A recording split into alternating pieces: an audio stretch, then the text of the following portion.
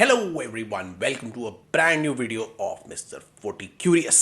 आज की इस वीडियो में हम बात करेंगे पीएल के अलावा बाकी चीज़ों की। तो स्टार्ट करते हैं ये वीडियो।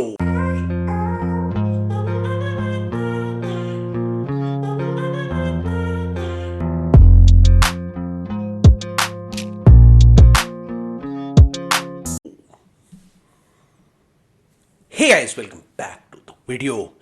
कल हमने बात करी थी पीएल और पीएल का रिव्यू किया था। आज हम पीएल के अलावा बाकी चीज़ों का रिव्यू करने वाले हैं।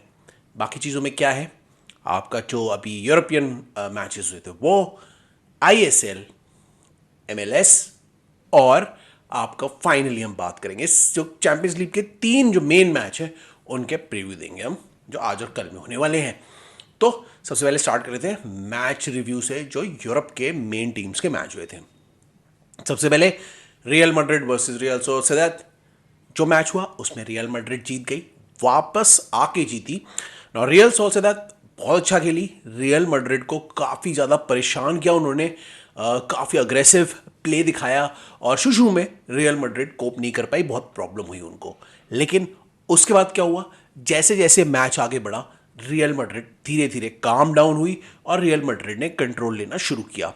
जूड बेलिंगम फिर से अपने एडवांस मिडफील्ड के रोल में दिखे और पासेस प्रोवाइड करने लगे और रियल मैड्रिड के अटैकर्स ने भी थोड़ा अटैक करना शुरू कर दिया। ऑल्दो रियल मैड्रिड एक गोल खा गई थी, उसके बावजूद रियल मैड्रिड वापस आ गई। हॉसेलू ने गोल करके रियल मैड्रिड को इस बार भी विक्ट्री दिला दी। तो हॉसेलू, जो कि एक रियल मैड्रिड के फर्स्ट चॉइस स्ट्राइकर रही है, लेकिन तब भी वो रियल मैड्रिड के लिए काफ़ी अच्छा परफॉर्मेंस दे रहे हैं। उसके अलावा हर मैच में जूड बेलिंगम अपनी बढ़िया परफॉर्मेंस दे रहे हैं। वैल्वर्डे ने भी इस मैच में बहुत अच्छा खेला, उन्होंने बहुत ही ज़बरदस्त गोल मारा। जैसे वो किक मारते हैं बड़ी ज़बरदस्त, वो मतलब लॉन्ग शॉट्स के स्पेशलिस्ट हैं, तो बड़ी ज़बरदस्त किक मार के उन्होंने रियल मैड्रिड को फिर आखिर में जीत दिलाई दी। इस जीत से रियल मैड्रिड अभी के लिए टॉप ऑफ द टेबल है और लीड कर रही है ला लीगा में, और लग रहा है कि उनका अभी फिलहाल के लिए कोई कंपटीशन नहीं है।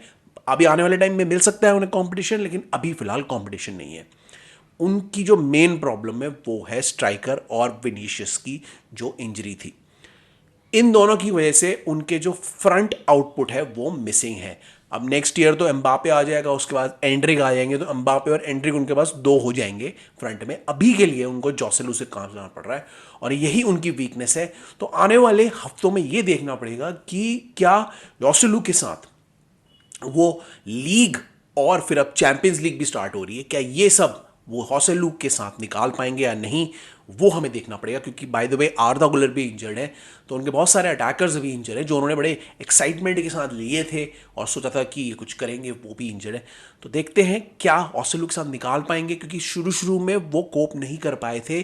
शुरू में वो थोड़े अनकंफर्टेबल लग रहे थे, लेकिन उसके बाद रियल सोसिएदाद थोड़ा सा स्लो डाउन हो गई और रियल मैड्रिड ने गेम पे कंट्रोल लेना शुरू किया और ये मैच अल्टीमेटली जीत लिया। तो अभी के लिए रियल मैड्रिड टॉप पे है, लेकिन कब तक रहेगी वो देखना है। रियल मैड्रिड के बाद बात करते हैं बारसा की। बारसा इस मैच में फिर से फॉर्म में आ गई।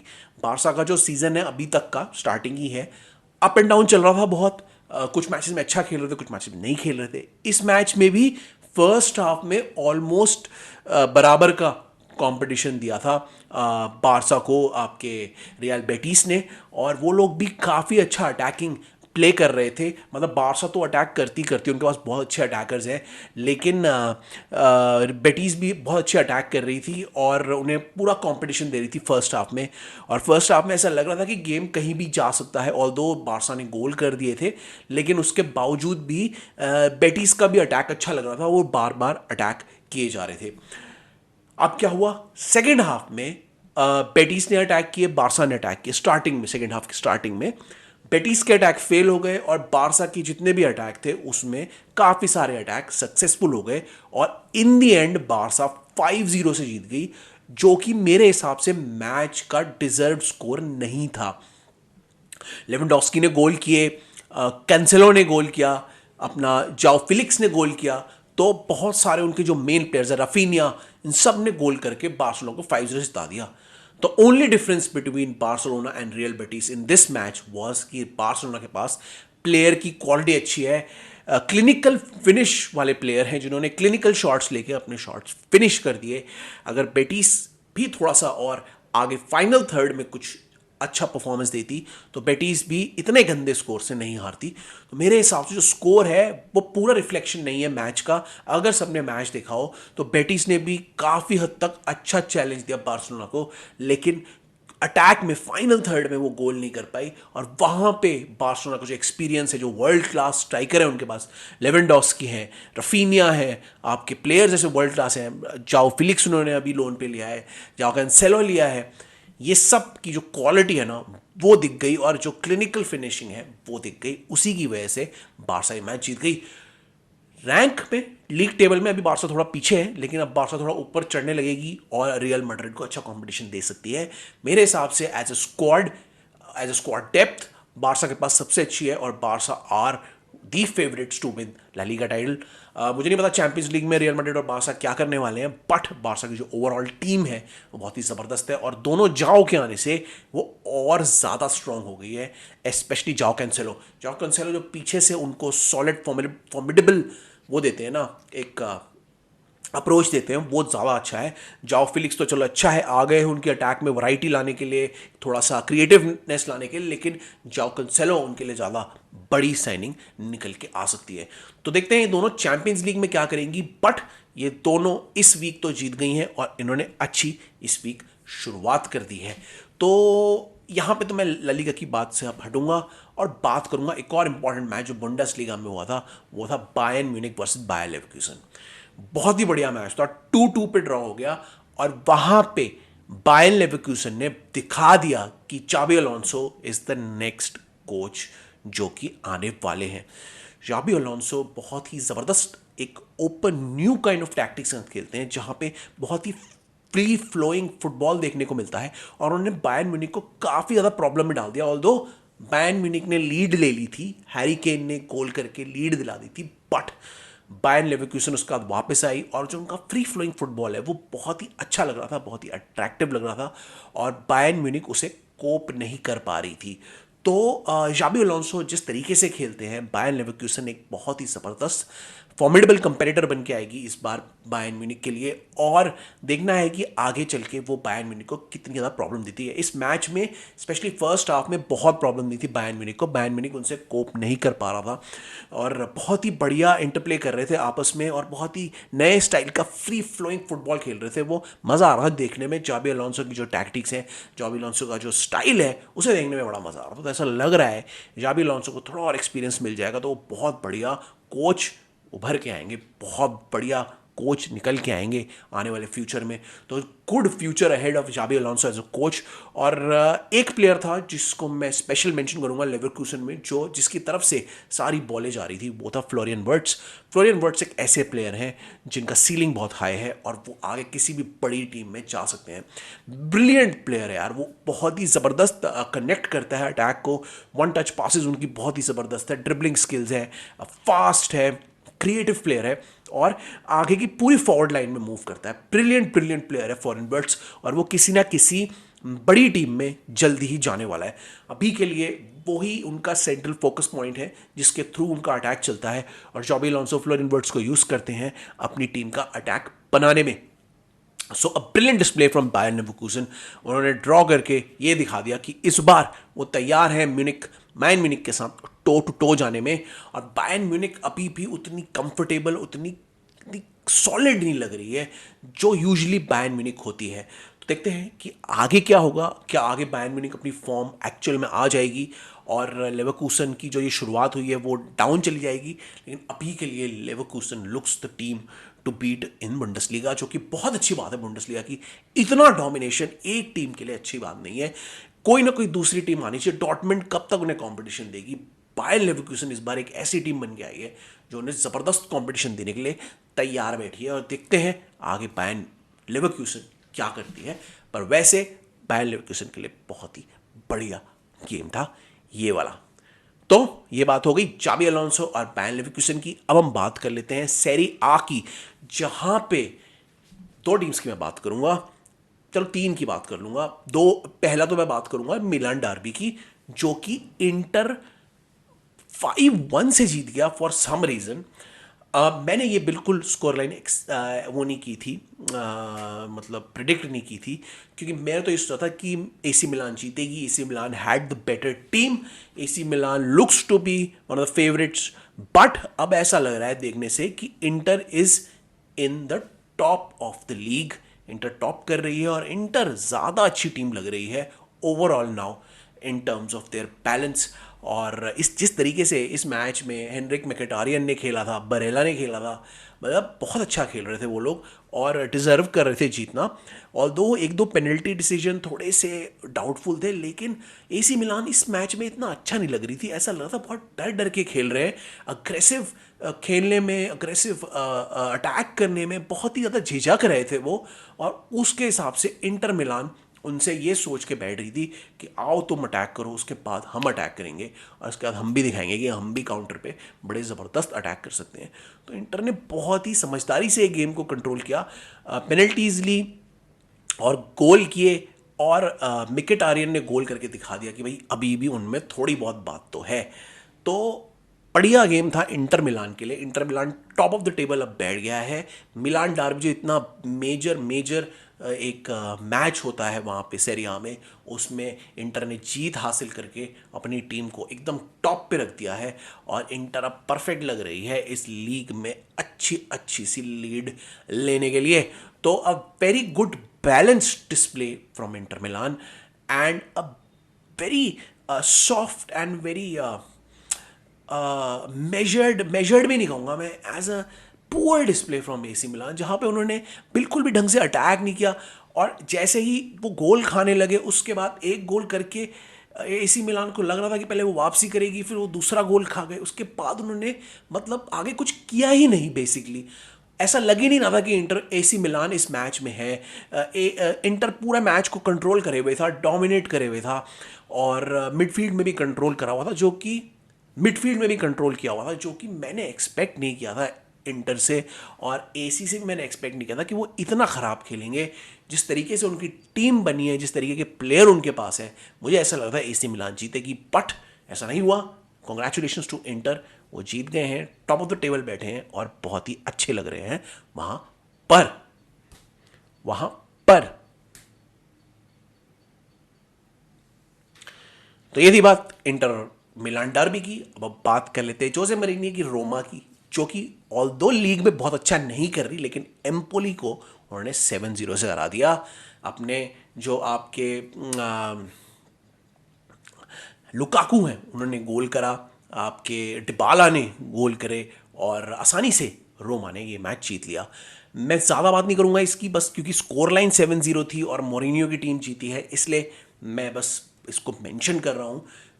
एम्पोली इतनी अच्छी टीम नहीं है और वो सबसे हार ही रही है, तो कोई बहुत बड़ी बात नहीं है ये, उनका हराना एक्सपेक्टेड था। पर 7-0 की स्कोर लाइन मैंने एक्सपेक्ट नहीं की थी, इसलिए गुड फॉर रोमा। हो सकता है रोमा को इसके बाद कॉन्फिडेंस मिले और वो आगे के मैचेस में अच्छा करे, क्योंकि अभी वो लीग में काफ़ी पीछे चल रहे हैं और ऐसा देख के लग नहीं रहा कि वो किसी भी टॉप लेवल पे या टॉप हाफ में सेरिया के रहेंगे। तो देखते हैं रोमा आगे क्या करता है, बट मैं इसको सिर्फ मेंशन करूंगा, मैं ज़्यादा बात नहीं करूंगा। मैं थोड़ा सा मेंशन कर देता हूँ यूवे का भी, जो कि वो जीत गए, अपने गेम में उन्होंने हरा दिया, 3-1 से आसानी से जीत गए। और वो भी अब लग रहे हैं कि धीरे धीरे फॉर्म में आ रहे हैं। व्लाहोविच ने बहुत बढ़िया गोल किए। व्लाहोविच जब वो इंजरी फ्री होते हैं तो वो बहुत अच्छे स्ट्राइकर है, बहुत अच्छा खेलते हैं, लेकिन वो मोस्ट ऑफ द टाइम तो इंजर्ड ही रहते हैं। तो अभी देखना है व्लाहोविच आगे के मैचेस में क्या करेंगे। But overall Vlahovic is a fantastic striker if he is fit. तो इस मैच में उन्होंने दिखाया कि वो एक टैलेंटेड यंगस्टर है, टैलेंटेड स्ट्राइकर है और अपने टाइम पे वो बहुत अच्छा कर सकते हैं। तो good win for Juventus. Juventus third पे आगे बैठ गई है इस विन से, और देखते हैं कि वो आगे क्या करते हैं। तो ये था यूवेंटस का और रोमा का छोटा सा मेंशन। बात तो मिलान डार्बी करनी थी। अब यहाँ से हम शिफ्ट कर लेते हैं और बात कर लेते हैं पीएसजी की, जो अपेरेंटली नीस से हार गई 3-2 से। पीएसजी का फॉर्म बहुत ज़्यादा स्लंप वाला चल रहा है। पीएसजी अभी 5th बैठी है लीग में और वो बहुत ही गंदा गेम प्ले दिखा रही है। पता नहीं लुइस एनरिके क्या कर रहे हैं, but PSG is not playing well.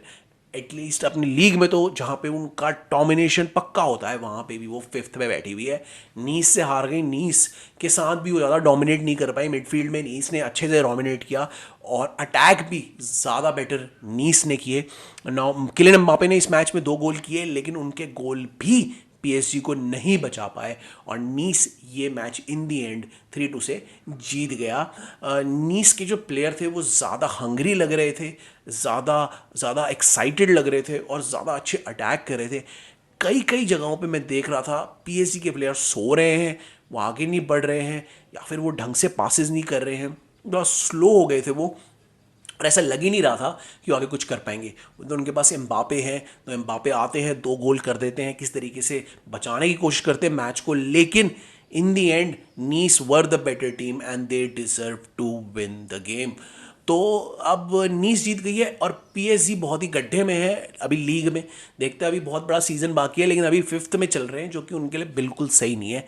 तो अभी देखते हैं कि वो चैंपियंस लीग में क्या करेंगे, लेकिन अपनी लीग में तो वो बहुत डाउन हो गए हैं और लुइस एनरिको को अभी बहुत मेहनत करनी है इस स्क्वाड पे।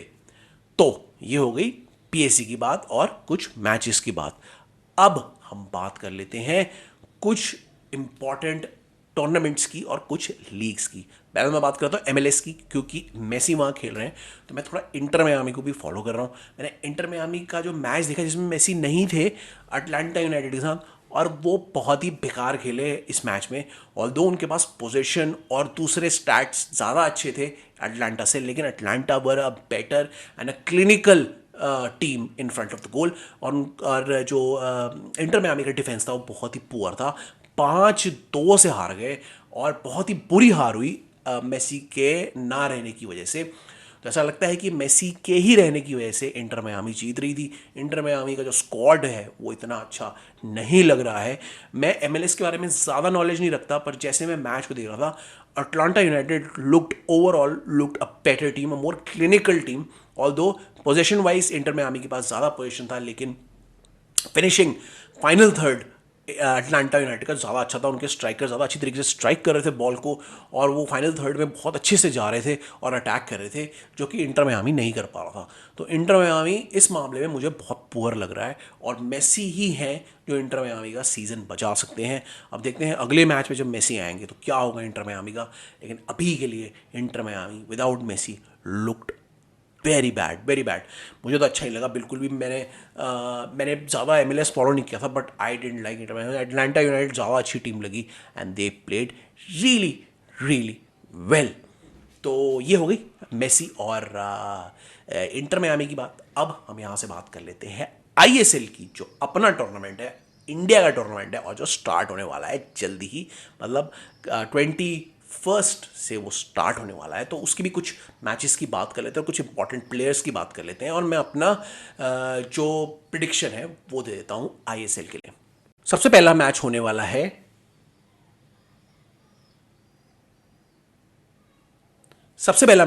है बैंगलोर और केरला के बीच में। तो बैंगलोर की टीम वैसे इस मैच में फेवरेट है, लेकिन केरला की टीम भी बुरी नहीं है। बैंगलोर के पास आप जानते ही हो सुनील छेत्री हैं, उनके पास संधू हैं, वैनोविच हैं, और केरला के पास आपके प्रबीर दास हैं, लूना है, और आपके लूना भी हैं, प्रबीर दास भी हैं, और आपके ईशान भी हैं।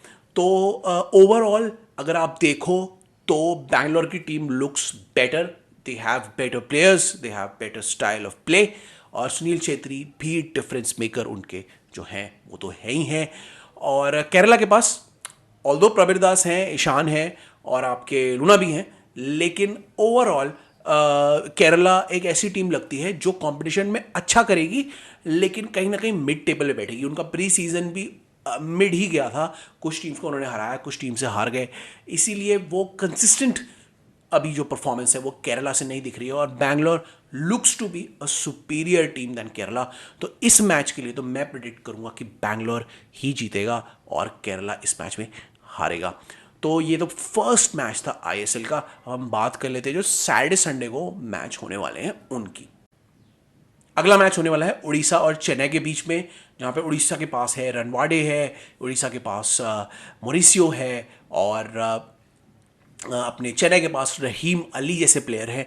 तो ओवरऑल स्ट्रॉन्ग टीम तो चेन्नई इसमें ज़्यादा लग रही है, और चेन्नई को मैं इस मैच में विक्ट्री का बोलूँगा। उड़ीसा टीम भी अच्छा खेल सकती है, ललाथंगा भी हो उनके पास, और मॉरिसियो भी हैं, दे हैव गुड प्लेयर्स, रनवाडे हैं, तो उनके पास भी अच्छे प्लेयर्स हैं। बट ओवरऑल अगर आप बैलेंस देखो टीम का, तो चेन्नई के पास क्योंकि रहीम अली है, और बाय द वे उड़ीसा के पास सुसीराज भी है जो बहुत ही अच्छे प्लेयर है, लेकिन रहीम अली के साथ और आयुष हैं, रहीम अली हैं, और चेन्नई के पास ओवरऑल जो बैलेंस है वो ज़्यादा बेटर है। तो मैं इस मैच में बोलूँगा कि चेन्नई जीतेगी, चेन्नईएन एफसी जीतेगी, उड़ीसा एफसी हारेगी। तो ये मैच में मैं चेन्नई को विनर बता रहा हूँ। अगले मैच की बात करते हैं, मोहन बगान वर्सेस पंजाब एफसी। उसमें मैं मोहन बगान को ही विक्ट्री दे रहा हूँ। सदीकू है उनके पास, सदीको है उनके पास, अनवर अली हैं उनके पास, समाद हैं, बहुत अच्छे अच्छे प्लेयर्स हैं जो बहुत अच्छा खेलते हैं, और पिछली बार के वो चैंपियन भी हैं, इसलिए मैं उन्हीं को दूंगा। पंजाब के पास ऐसे कोई स्पेशल सुपरस्टार प्लेयर्स नहीं है, but Punjab can give them a real good fight. But overall as a team, Mohun Bagan will win this one. They have the better team, they have better crop of players, और वे पिछली बार के champion भी हैं, इसीलिए I give victory to Mohun Bagan. I predict a victory for Mohun Bagan. अब next match की हम बात करते हैं, जो कि है north East United versus Mumbai FC. North East United के पास हैं अल्बायक हैं, मेलो हैं, अच्छे प्लेयर्स हैं, लेकिन मुंबई एफसी बहुत ही स्ट्रांग है। उनके पास डियाज है, उनके पास चांगटे हैं, जो कि आज ज़बरदस्त अटैक करके उनको जिता सकते हैं और नॉर्थ ईस्ट को पूरी तरीके से बीट कर सकते हैं। तो इस मैच में मैं मुंबई एफसी को ही बोलूँगा। Mumbai FC is probably one of the best teams in ISL, and I would rate them higher than North East United. Although North East United के पास कुछ यंग प्लेयर्स हैं जो अच्छा अटैक कर सकते हैं, लेकिन ओवरऑल दो आई थिंक अगर चांगटे वगैरह फॉर्म में आ गए तो बहुत मुश्किल हो जाएगा मुंबई एफसी को हराना, इसलिए मैं मुंबई एफसी को ही इस मैच में विनर डिक्लेयर करता हूँ। तो अब बात कर लेते हैं इसके बाद लास्ट मैच की, जो है आपका Jamshedpur versus East Bengal. East Bengal के पास क्रेस्पो है, तुहिन दास है, और जमशेदपुर के पास ऋत्विक दास है। दोनों प्लेयर्स और दोनों टीम्स डिसेंट है, और दो थोड़ी एडवांटेज मैं ईस्ट बंगाल को देता हूँ इसमें, क्योंकि ईस्ट बंगाल बहुत ही बढ़िया टीम है और वो भी one of the best teams है ISL में। इसलिए मैं इस मैच में, ऑल्दो जमशेदपुर के पास भी बुरे प्लेयर नहीं है, ऋत्विक दास बहुत अच्छे प्लेयर हैं, उनके पास ललामना भी है, लेकिन ओवरऑल दो ज़्यादा अच्छी क्वालिटी ईस्ट बंगाल के पास है। तो इसमें मैं ईस्ट बंगाल को बताता हूँ, घोषित करता हूँ विनर मेरी तरफ से, प्रिडिक्ट करता हूँ विनर मेरी तरफ से। तो ये कुछ प्रिडिक्शन थे। अभी क्योंकि हमने ISL स्टार्ट किया है, मैं ISL को और स्टडी कर रहा हूँ और आपके लिए और डिटेल में लेके आऊँगा, मैच देखूंगा, प्रॉपर रिव्यूज़ आपके लिए ISL में लेके आऊँगा। इंडियन फुटबॉल को भी फॉलो करेंगे और इंडियन फुटबॉल को भी अच्छे से हम एनालाइज करेंगे और प्लेयर्स को एनालाइज करेंगे। तो अभी तो मैंने आपको बिल्कुल एक बेसिक प्रीव्यू दे दिया है इसका, जो मेरे प्रिडिक्शंस हैं, बट ओवरऑल मैं अच्छे से इसका ISL के धीरे धीरे करके आपको प्रीव्यूज़ और रिव्यूज़ लाने शुरू करूँगा। तो ISL के बाद अब फाइनली हम बात कर लेते हैं चैंपियंस लीग की। चैंपियंस लीग में मैं सिर्फ 3 मैचेस की बात करूँगा जो बड़े मैचेस हैं। बाकी सारे मैचेस में जो टीम्स हैं, जो मेन टीम्स हैं, वो जीत जाएंगी। 3 मैचेस हैं जो बड़े टक्कर के होने वाले हैं, कांटे के होने वाले हैं। चलो उनकी बात कर लेते हैं। सबसे पहला मैच होने वाला है AC मिलान वर्सेस न्यूकासल। ये बड़ा इंटरेस्टिंग मैच होगा क्योंकि इसमें टोनाली जी जा रहे हैं अपनी पुरानी टीम से फाइट करने। तो बड़ा इंटरेस्टिंग मैच होगा। दोनों ही अटैकिंग टीम है, दोनों ही बहुत अच्छा खेलती हैं, दोनों के पास बहुत ही एक्साइटिंग प्लेयर्स हैं। ओवरऑल अगर आप देखें तो AC Milan has a better team, but Newcastle भी बहुत ही अग्रेसिव टीम है, बहुत ही अच्छा खेलती है, बहुत टाइम बाद CL में खेल रही है। तो AC मिलान को एक्सपीरियंस है वो उनके काम आएगा, प्लस रफायल लियाओ जैसे प्लेयर हैं, डिफरेंस मेकर हैं, जो उनके लिए डिफरेंस क्रिएट कर सकते हैं। और न्यूकासल के लिए नया एक्सपीरियंस है वहाँ पे खेलना, एक नए माहौल में खेलना, चैंपियंस लीग में खेलना। तो वहाँ उसकी वजह से मुझे लग रहा है कि न्यूकासल थोड़ा सा एक्सपीरियंस चक्कर में मात खा जाएगी और ये मैच हार सकती है। ऑल्दो उनके पास भी, न्यूकासल के पास भी बुरे प्लेयर नहीं है, केरन ट्रिपियर बहुत अच्छे प्लेयर हैं, और आपके टोनाली भी गए हुए हैं AC मिलान से, is a very good player, और वो भी कुछ प्रॉब्लम क्रिएट कर सकते हैं एसी मिलान के लिए। बट ओवरऑल अगर आप एसी मिलान की फ्रंट लाइन देखें तो पुलिसिक हो गए, रूबेन लॉफ्टस-चीक मिडफील्ड में हो गए, जिरू हो गए, राफाएलिया हो गए, बहुत अच्छे अच्छे प्लेयर्स हैं उनके पास and they can take the game to Newcastle. तो इस मैच में ऑल्दो न्यूकासल भी कंपटीशन देगी अच्छा, लेकिन मेरे हिसाब से ओवरऑल अगर आप एक्सपीरियंस को देखें, प्लेयर को देखें, स्क्वाड को देखें और जिस तरीके से खेलते हैं उसको देखें तो AC Milan has an overall better team to better equipped team for CL और उनका एक्सपीरियंस भी काम आएगा और वो मेरे हिसाब से इस मैच में जीत जाएंगे। मैं स्कोर लाइन्स अभी प्रिडिक्ट नहीं करूंगा, मैं सिर्फ विनर्स प्रिडिक्ट करूंगा। इस मैच में प्रिडिक्ट कर रहा हूं कि एसी मिलान जीत जाएगी न्यूकासल से, ये मेरा प्रिडिक्शन है। अब दूसरा इंपॉर्टेंट मैचेस की बात कर लेते हैं, वो है पीएसजी वर्सेस डॉर्टमुंड। पीएसजी अभी लीग में अच्छा नहीं कर रही, डॉर्टमुंड भी अच्छा नहीं कर रही है। तो इस मैच में देखते हैं क्या होगा, कौन सी टीम ज़्यादा अच्छा खेलेगी। मेरे हिसाब से ओवरऑल अगर आप देखें तो PSG has better quality of players और ओवरऑल पीएसजी की जो स्ट्रेंथ है वो बहुत ज़बरदस्त है, स्पेशली जो टॉप ऑर्डर उनके पास एम्बापे हैं। तो overall PSG is a better team और इस मैच में पीएसजी ही जीतेगी, जीत सकती है, मतलब जीतने का मैं उन्हीं का प्रिडिक्शन कर रहा हूँ। बट डॉर्टमुंड को भी दिखाना है कि वो भी एक वॉक ओवर टीम नहीं है, वो भी अच्छा कंपटीशन दे सकती है। उनके पास भी अच्छे प्लेयर्स हैं, डॉर्टमुंड के पास हालर भी हैं और दूसरे अच्छे प्लेयर्स हैं उनके पास जो काफ़ी अच्छा खेल सकते हैं, काफ़ी अच्छा प्रदर्शन कर सकते हैं अपने डे में। लेकिन अगर आप एम्बापे फैक्टर देखें, अगर आप अशरफ हकीमी देखें तो किंग्सली कोमन, बहुत सारे पीएसजी के पास प्लेयर हैं।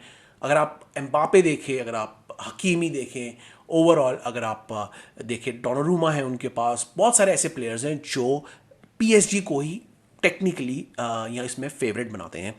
PSG has too much quality, Dembélé हैं, मतलब they have too much quality और अगर ये सारे प्लेयर फायर कर गए तो डॉर्टमुंड के लिए बहुत मुश्किल हो जाएगा और पीएसजी ये मैच जीत जाएगा। तो ओवरऑल मैं पीएसजी को इस मैच में विनर घोषित कर रहा हूँ, लेकिन डॉर्टमुंड उनको देने की कैपेबिलिटी रख सकती है, बाकायदा वो ढंग से खेले तो। अदरवाइज पीएसजी की क्वालिटी बहुत बढ़िया है, डॉर्टमुंड से फार सुपीरियर है, तो PSG will win this match.